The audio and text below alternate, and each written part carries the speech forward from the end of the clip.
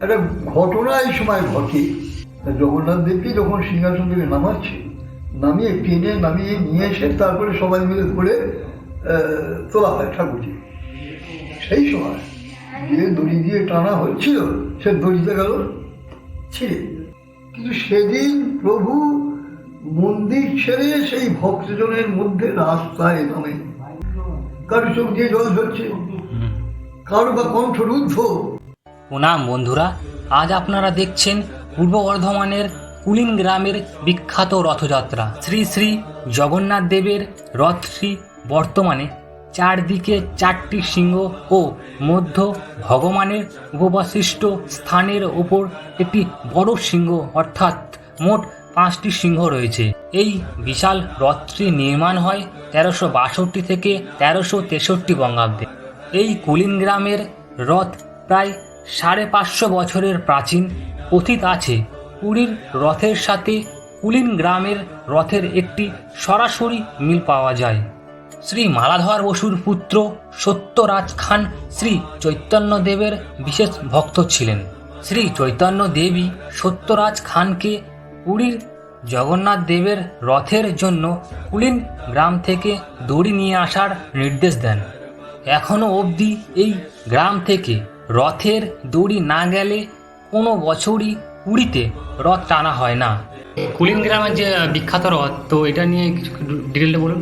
Cooling গ্রামের খ্যাতিটি ছড়িয়ে পড়ে আজ থেকে 550 বছর আগে এই কুলিন গ্রামের বসু পরিবারের বিখ্যাত ভক্ত কবি মালাধর বসুর সময় থেকে। মালাধর বসু ছিলেন একধারে কবি, একধারে ভক্ত, আর একধারে তিনি গৌড়ের পাঠান সম্রাটদের সুলতানদের সঙ্গে সংযুক্ত। তিনি ভাগবতের 10ম স্কন্ধ অনুবাদ করে নিজের ভাব ভক্তি ভাবনা চিন্তা দিয়ে শ্রীকৃষ্ণ বিজয় কাব্য রচনা করলেন। এই কাব্যের মধ্যে কি আছে না, শ্রীকৃষ্ণের জন্ম থেকে একবার মৃত্যু পর্যন্ত ওই ভাগবতের আকারে, ভাগবতে যেমন লেখা আছে সেই মতো ভাবে পড়া। এই কৃষ্ণ বিজয়, শ্রীকৃষ্ণ বিজয় কাব্য তৎকালে একটা বিরাট আলোড়ন তুলল। তার কারণ হচ্ছে শ্রীকৃষ্ণের লীলা কাহিনীগুলি কেবলমাত্র শিক্ষিত পণ্ডিত মহলের মধ্যেই সেটা বৃদ্ধিত ছিল, জ্ঞাত ছিল। সাধারণ মানুষের কাছে সব কিছু জানা ছিল না, কারণ তখন তো সব সমস্ত ব্যাপার। উনি এটা বাংলায় অনুবাদ করার পরে সর্বস্তরের মানুষের কাছে কৃষ্ণের লীলা কাহিনীগুলি পৌঁছে যাবার সুযোগটা এসেছে। সঙ্গে সঙ্গে কীর্তনিয়ারা, বিভিন্ন গায়কেরা সব এসে বিভিন্ন লীলা কাহিনী কপি করে নিয়ে গিয়ে তারা কীর্তনের আসলে গাইতে লাগলো। এইবার গ্রামে গ্রামে ওই হরি সংকীর্তন, কৃষ্ণ কাহিনীর প্রচার মুখে মুখে চলতে লাগলো। যেমন না নাম সংকীর্তন ইত্যাদি যে একটা বিরাট ব্যাপক আলোড়ন সৃষ্টি হলো এর ফলে। আর সেই সময় ওই মালাধর বসু, উনি গুণরাজ খান উপাধি পেয়েছিলেন ওই নবাব দরবার থেকে। তার মধ্যম পুত্র লক্ষ্মীকান্ত বসু, একেও নবাব দরবার থেকে একটা উপাধি দেওয়া হয়েছিল সত্যরাজ খান। মালাধর বসুর দ্বিতীয় পুত্র। এই সত্যরাজ খানও ছিলেন পরম ভক্ত।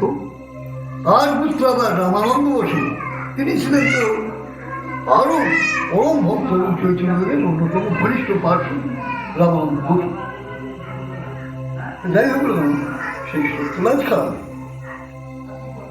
নবাবী ফরমান বলে, গৌড়ের পাঠান সুলতানদের ফরমান বলে এই এলাকার জমিদার হিসেবে পরিগণিত ছিল। এবং কুলিন গ্রামে নবাবের একটি দুর্গ, কাঁচা দুর্গ তৎকালে নির্মিত হয়েছিল, এবং সেই দুর্গের দায় দায়িত্বও দিয়ে হয়েছিল ওই সত্যরাজ খানের উপর। তাহলে একদিকে রাজনৈতিক গুরুত্ব, একদিকে তার নিজস্ব বিদ্যা বুদ্ধি এবং কর্মদক্ষতা ইত্যাদির জন্য ওই গৌড় দরবার থেকে তাকে সত্যরাজ খান উপাধি দেওয়া হয়েছে। ঠিক এই সময় যমন হরিদাস উনি কুলিন গ্রামে এলেন। এসে ওই গ্রামের প্রত্যন্ত অঞ্চলে একটা নানা ধরনের বৃক্ষ সমন্বিত এলাকায়, ওটা একটু বলতে গেলে সেই প্রাচীনকালের আশ্রমের মতনই বিভিন্ন বনপালায় ভর্তি ছিল, বড় বড় গাছ, সেইখানে নির্জন জায়গায় তিনি তপস্যা শুরু করেছিলেন। বেশ কিছুদিন ছিলেন এবং নাম প্রচার শুরু করলেন। পরিবারের বহু ভক্ত তার শিষ্যত্ব গ্রহণ করল। সত্যরাজ খান রামানন্দ ওই ওদেরই কাছে এই কৃষ্ণ মন্ত্রে দীক্ষিত হয়েছিলেন। এইবার সত্যরাজ খানের প্রচেষ্টা, রামানন্দের উৎসাহ উদ্দীপনা এবং কর্মদক্ষতা সব কিছু মিলিয়ে কুলিগ্রামে নাম সংকীর্তন, হরিনামের দল, যাত্রাগান ইত্যাদি নানা ধরনের কৃষ্ণ কথা প্রচারের উপকরণগুলো সৃষ্টি হয়েছে, যার ফলে কুলিগ্রাম সেই সময়ে অন্যতম প্রধান বৈষ্ণব কেন্দ্রে পরিণত হয়েছে। অতএব কুলিগ্রামকে মানে বৈষ্ণবের ভাষায় বলা যেতে পারে শ্রীপাঠ নয়, মহাপাঠ, অর্থাৎ পাঠের মধ্যেও বিশিষ্ট পাঠ, মহাপাঠ। তাই সেই সত্যরাজ খান হরিদাস ঠাকুরের কৃতিত্ব, সত্যরাজ খানের আমন্ত্রণ এবং চৈতন্যদেবের কুলিগ্রামের কথাগুলো উনি শুনেছেন এবং মালাবর বসু শ্রীকৃষ্ণ বিজয় তিনি করেছেন। এইসব টানে উড়ি যাবার আগে তিনি এই বাংলার বিভিন্ন বৈষ্ণব প্রধান অঞ্চলগুলি পরিদর্শনে বেরিয়েছিলেন। সেই সূত্রে কুলিগ্রামে এসে পৌঁছলেন এবং তিনি ছিলেনও 3 দিন। উৎসব কীর্তন ইত্যাদি মেরেছিলেন। এরপরে তিনি পরবর্তীকালে চৈতন্যদেব পুরী চলে যান আর বাংলায় ফেরেন। তখন এই আমাদের কুলিগ্রামের কীর্তনিয়া সম্প্রদায়, সত্যরাজ খান, রামানন্দ বসু এবং অন্যান্য আরও ভক্তবৃন্দ, এরা সবাই পুরীতে রথের সময় যেতেন এবং প্রায় মাসাধিককাল সেখানে থেকে তারপরে ফিরে আসে। তখন এই জগন্নাথের প্রতিষ্ঠা হয়নি। তারপরে বেশ কয়েক বছর যেতে লাগলেন। একটা ঘটনা এই সময় ঘটে পুরীর মন্দিরে, জগন্নাথ মন্দির। কি জগন্নাথ দেবকে যখন সিংহাসন থেকে নামাচ্ছে, নামিয়ে টেনে নামিয়ে নিয়ে এসে তারপরে সবাই মিলে ধরে তোলা হয় ঠাকুরজি। সেই সময় যে দড়ি দিয়ে টানা হচ্ছিল সে দড়িতে গেল ছিঁড়ে। চৈতন্যদেব তখন সত্যরাজ খানকে বললেন, আজই হইলে তুমি পট্টডড়ির সেবাই। এই যে পট্টডড়ি, যেটা জগন্নাথকে টানার জন্য ব্যবহার করা হচ্ছে, বা জগন্নাথ রথে যখন বসে ওই দড়ি বাঁধা হয়, ছিঁড়ে গেল। তোমাকে নমুনা দিচ্ছি, তোমাদের ওই মুর্শিদাবাদ, বীরভূম ইত্যাদি অঞ্চলে যে রেশম পাওয়া যায়, সেই রেশম দিয়ে সুন্দর করে তৈরি করে এই মতো প্রতি বছর রথের সময় আসছে। সেই থেকে পট্টডড়ির সেবায় যে বসু পরিবার এবং বরাবর চলে আসছে পুরুষোত্তমে। এখন অবশ্য বন্ধ হয়ে গেছে, কারণ চারিদিকে সব বংশধর কোথায় কে ছিটিয়ে পড়েছে, কেউ আর স্পটে নেই।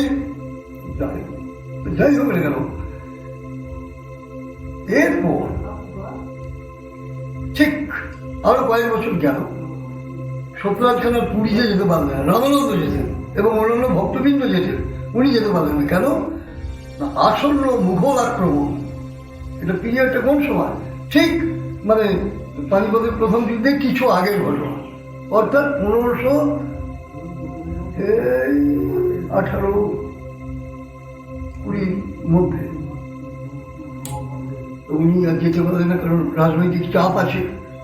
ওরা দুর্গগুলোকে সব নতুন করে ওরা আবার অমুক তমুক সন্ত্রাসী ইত্যাদি অস্ত্রশস্ত্র সব জড়ো করা, ভূগোল আক্রমণ প্রতিরোধ করার জন্য সত্যরাজ আর যেতে পারলেন না। এইখানেই জগন্নাথ মন্দির, জগন্নাথের প্রতিষ্ঠা করলেন। সেই থেকে এই জগন্নাথ। এর আগে হয়েছে গোপাল মন্দিরে, গোপেশ্বর মন্দিরে আরো আগে ওদেরই বংশের প্রতিষ্ঠা, শিবাজী মন্দির ওদেরই পূর্বপুরুষদের প্রতিষ্ঠা, ওই বসু বংশ, অতি প্রাচীন বংশ। তা সেই থেকেই আজকে আমার হিসাব অনুযায়ী 1518 থেকে 1520 মধ্যে আমাদের এই জগন্নাথ দেবের প্রতিষ্ঠা হয়। তা যদি হয় তাহলে আজ থেকে 504-5 বছর আমাদের এই জগন্নাথ দেবের বয়স, এইটাই আচ্ছা। সেই থেকেই চলে আসছে, সেই থেকেই প্রচার হচ্ছে, এখন নানাভাবে প্রচার হয়েছিল, আরো ব্যাপকভাবে হয়েছে। এই হলো জগন্নাথ দেবের প্রতিষ্ঠা। এবার রথ, উনি জগন্নাথ দেবের প্রতিষ্ঠা করলেন, ওর মনের ইচ্ছেটা পূর্ণ হলো, ওখানে যেতে পারলাম না, প্রভুকে এইখানেই স্থাপন করে এইখানেই দিয়ে আসে। কিন্তু রথটা এটা আমার নিজস্ব মত এবং ঐতিহাসিক দৃষ্টিভঙ্গি দিয়ে আমি বলছি যে সেই সময় থেকে পুরীতে যেভাবে রথ চালানো হতো বা পুরীর নিরাপত্তা যেভাবে সুরক্ষিত, এইসব অঞ্চলে তো তা ছিল না। তখন মুসলিম আমল, তাই না? প্রকাশ্যে হিন্দুরা ঠাকুর দেবতা নিয়ে মাতামাতি করবে এটা কখনোই সম্ভব ছিল না। এটা তিনি ভালোই বুঝতেন, কারণ তিনি তো সম্পৃক্ত মুসলিম দরবারের সঙ্গে। তিনি তখন রথ চালানোর ব্যবস্থা করেন, সবই করে গেছিলেন, সেবা পুজো সবই। রথটা শুরু হলো মোটামুটি আমাদের এই রথটা হচ্ছে এখন 3 নম্বর রথ। এটার বয়স হয়ে গেছে প্রায় 65 বছর। এখন দেখলে মনে হয় নতুন, এখনো কয়েকশো বছর চলে যাবে। কিন্তু আগের রথগুলো সেগুলোর এই শেড ছিল না, ফলে ওই ফাঁকা জায়গায় জলে ঝড়ের মধ্যে রোদের মধ্যে পড়ে থাকতো। সেগুলো এক একটার স্থায়িত্ব 75-80 বছরের বেশি যায়নি, যদিও কঠিন শালকাঠ দিয়ে তৈরি ছিল। তা যদি হয় তাহলে মোটামুটি আমরা ধরে নিচ্ছি যে আমাদের এই রথের বয়স হচ্ছে এই 1800 খ্রিস্টাব্দের প্রথম দশকে, যখন মানে হিন্দু ধর্মের ক্ষেত্রে একটা এই সংস্কার আন্দোলন শুরু হলো, বিভিন্ন মহাপুরুষদের আবির্ভাব হলো, কেমন ইংরেজ আমল শুরু হয়েছে। হ্যাঁ, কাজী হিন্দুরা একটা প্রাণ ফিরে পেল। ওই তো মুসলিম আমলের সেই জনতাকে কাটিয়ে তখন তারাও নিজেদের ধর্মীয় উৎসব অনুষ্ঠানগুলি নিয়ে লাগলো। ওদিকে ব্রাহ্ম ধর্ম, এদিকে আমাদের হিন্দু ধর্মের উপর উত্থান সূচনা হলো, রামকৃষ্ণ টামকৃষ্ণ সব পড়ে পড়ে আসছেন, বিদ্যাসাগর সবাই আসছেন। সেই সময় আমাদের এই রথে আমার হিসাব অনুযায়ী আমার মধ্যে সেই সময় আমাদের এই কুলিগ্রামের অধিবাসীরা তৎকালীন অধিবাসীরা রথের পরিকল্পনা করেছিল। তা যদি হয় তাহলে ধরুন 1800 খ্রিস্টাব্দের প্রথম দশকে যদি ধরি, তাহলে আজকে 220-24 220-25 বছর রথ হচ্ছে। এই আর সেই থেকে রথের সময় আস্তে আস্তে, তখনকার দিনে এত লোক প্রচার ছিল না, তো এই স্থানীয় লোকেরাই আসছেন। এখন কিন্তু দূর দূরান্ত থেকে বহু লোক প্রতি বছর আসছেন, গাড়ি ঘোড়ার সুবিধা হয়ে গেছে, রাস্তাঘাটের সুবিধা হয়ে গেছে, নদীর প্রচারটাও বেশি হয়েছে, কাজেই এখন ব্যাপক ভিড় হচ্ছে। এইবার এই যে রথ, এই জগন্নাথ দেবের যে রথযাত্রা, এর পিছনে যে যত পৌরাণিক কাহিনী থাক না কেন, এই যে ভক্ত আর ভগবানের মধ্যে যে একটা ঘনিষ্ঠতা, এইটা রথযাত্রাকে কেন্দ্র করেই কিন্তু খুব ভালোভাবে গড়ে ওঠে। ভক্তরা আসেন, সারা বছর ধরেই আসছেন, মন্দিরে প্রভু বসে আছেন, তাকে দেখছেন। কিন্তু সেদিন প্রভু মন্দির ছেড়ে সেই ভক্তজনের মধ্যে রাস্তায় নামে ভক্তজনকে ধরা দিচ্ছে। সে যে কি দৃশ্য, তখন ঠাকুর এখান থেকে নামে ব্যাগটা হয়ে থাকে, ছেলে ছুলে সরিয়ে চারিদিক থেকে সব কীর্তনীয় দল, মানে সে একেবারে দিচ্ছে, দিয়ে ফাটাফাটি করছে। তার সঙ্গে ঠাকুরের সঙ্গী যারা আলাও নৃত্য গীত করছে, তার সঙ্গে ভক্তরা এক দৃষ্টে সেই ভগবানকে দেখছে, কারো চোখ দিয়ে জল ঝরছে, কারো বা কণ্ঠ রুদ্ধ, বাক্য স্ফুরণ হচ্ছে না, কেউ এক দৃষ্টে চেয়েছে যেন সেই রূপ সাগরে ডুব দিয়েছে, অরূপ রতনের সাগরে ডুব দিয়েছে। এই যে দৃশ্যগুলো, এই ভক্ত ভগবানের একটা প্রচ্ছন্ন লীলা, রথযাত্রার মাধ্যমে ভালো করে প্রত্যক্ষ করা যায়। আমরা অনেক পুজো করি, অনেক মাতামাতি করি, কিন্তু ভক্তি যে একটা রমণীয় আবেশ, একটা ভাব, এটা কিন্তু এই রথের সময় সেই রথস্থ ভগবানকে ভক্তজনের মধ্যে দিয়ে সেটা ফুটে ওঠে। ভক্ত আর ভগবানের একটা প্রচ্ছন্ন লীলা, এইটাই তো জগন্নাথের মা।